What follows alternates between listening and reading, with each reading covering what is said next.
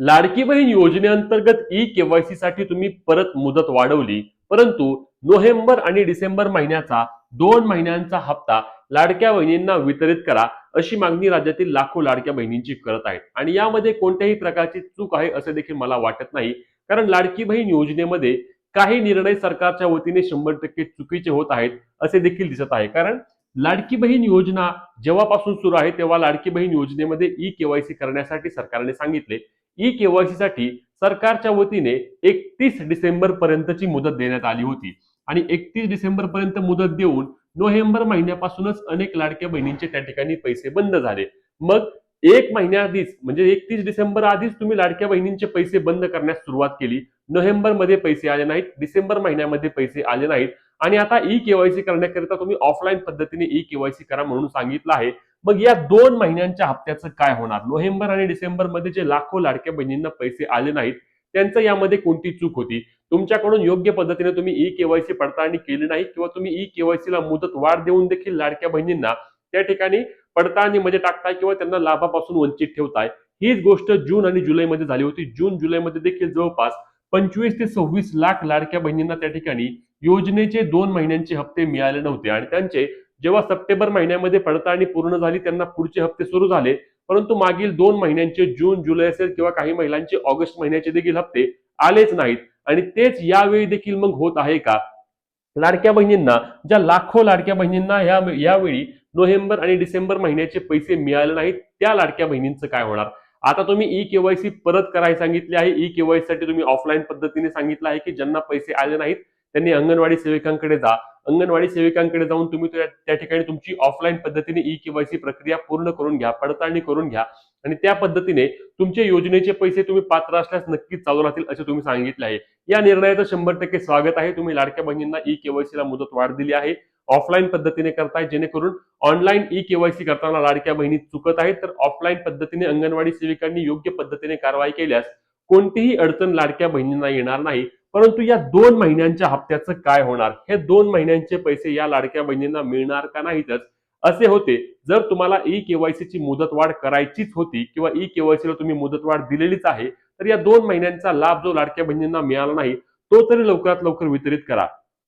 डिसेंबर हप्त्यासंदर्भात काल परवा एक जी आर आलेला आहे. आता ह्या जी आरची स्पष्टता देखील सरकारच्या वतीने दिली जात नाही. काही जणांचं मत आहे की हा जी आर पूर्वीचाच आहे परंतु फक्त आता पब्लिश केला आहे, तर काहींचं मत आहे की ज्या लाडक्या बहिणींना डिसेंबर महिन्याचे पैसे प्रलंबित आहेत त्यांना आता 2-3 दिवसांमध्ये पैसे येणार आहेत.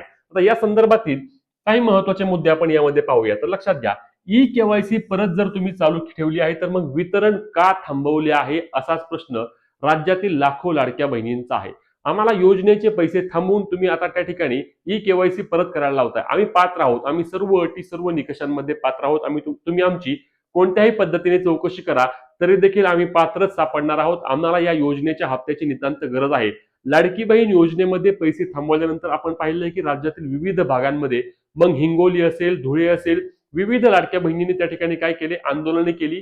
लाडक्या बहिणींनी रास्ता रोको केला आणि रास्ता रोको आंदोलनाचा परिणाम लाडक्या बहिणींना त्या ठिकाणी ई केवायसी करण्यासाठी सरकारने परत मुदत वाढवली आणि ऑफलाईन पद्धतीने ई केवायसी करायला सांगितले. मग या 2 महिन्यांच्या हप्त्याबाबत सरकारकडून कोणत्याही प्रकारची स्पष्टता अजूनही देण्यात आलेली नाही. लाखो लाडक्या बहिणी, यावेळी आकडा देखील खूप मोठा होता, जवळपास 25-30 लाख लाडक्या बहिणी अशा असतील की ज्यांना योजनेचे पैसे मिळाले नाही. तर कमीत कमी म्हणतोय मी, नोव्हेंबर आणि डिसेंबर 2 महिन्यांचे 3,000 रुपये लाडक्या बहिणींच्या खात्यावरती या जमा झाले नाहीत, पात्र असून देखील असे त्यांचं मत आहे. मग आता ई केवायसीची तुम्ही त्या ठिकाणी मुदत वाढवल्यानंतर आता त्या लाडक्या बहिणींना 2 महिन्यांचे पैसे तुम्ही द्या. जेव्हा तुमची ई केवायसीची फायनल यादी तयार होईल, म्हणजे की सर्व गोष्टी क्लिअर होतील तुमच्या की आता तुम्ही ई केवायसीला मुदत वाढ देणार नाही, जी काय आहे तेवढ्याच महिला आता पात्र राहतील, तेव्हा तुम्ही लाडक्या बहिणींना त्या ठिकाणी अपात्र करा, त्यांना पडताळणीमध्ये टाका. परंतु आता जर तुम्ही लाडक्या बहिणींना पडताळणीमध्ये टाकताय, ई केवायसीची मुदत वाढवताय, तर त्या लाडक्या बहिणींचे पैसे मिळणार कधी? आता येत्या काही दिवसांमध्ये राज्यामध्ये निवडणुकांच्या पूर्वीच लाडक्या बहिणींच्या खात्यावरती जानेवारी महिन्याचे 1,500 रुपये जमा होणार आहेत. मग हे जानेवारी महिन्याचे 1,500 रुपये या 25-30 लाख लाडक्या बहिणींना मिळणार का नाहीच? कारण ई केवायसी साठी तुम्ही मुदत वाढ दिली आहे. मग हे जानेवारी महिन्याचे पैसे तुम्ही त्यांना देणार का? असे विविध बाबींचे स्पष्टीकरण सरकारच्या वतीने येणं अत्यंत गरजेचं आहे. ज्या पद्धतीने लाडक्या बहिणींनी एक समूह होऊन मागणी केल्या, लाडक्या बहिणी त्या ठिकाणी महिला व बालविकास विभागाच्या प्रकल्प अधिकारी यांची भेट घ्यायला गेल्या, जिल्हाधिकाऱ्यांपर्यंत लाडक्या बहिणी भेट घ्यायला गेल्या आणि त्या ठिकाणी सरकारने लाडक्या बहिणींची त्या ठिकाणी मागणी मान्य करून लाडकी बहीण योजनेमध्ये त्या ठिकाणी ई-केवायसीची मुदतवाढ तर दिली, परंतु हा 2 महिन्यांच्या हप्त्याबाबत सरकारच्या वतीने अद्याप कोणतेही स्पष्टीकरण आले नाही. आम्ही देखील महिला व बालविकास विभाग असेल किंवा राज्य सरकारला आमच्या चॅनलच्या माध्यमातून हीच मागणी करतोय की जर लाडकी बहीण योजनेची ई-केवायसी करण्याकरता मुदत वाढ अशीच होणार असेल तर तुम्ही लाडक्या बहिणींना त्या ठिकाणी अपात्र करू नका. ज्या लाडक्या बहिणींची जेव्हा ई-केवायसीची फायनल यादी तयार होईल तेव्हा तुम्ही अवश्य सर्व लाडक्या बहिणींना त्या ठिकाणी अपात्र करा. परंतु तोपर्यंत लाडकी बहीण योजनेमध्ये जे हप्ता वितरण आहे ते अजिबात थांबवू नका, कारण असंख्य लाडक्या बहिणींना त्या ठिकाणी आता 3,000 रुपये अजूनही मिळालेले नाहीत.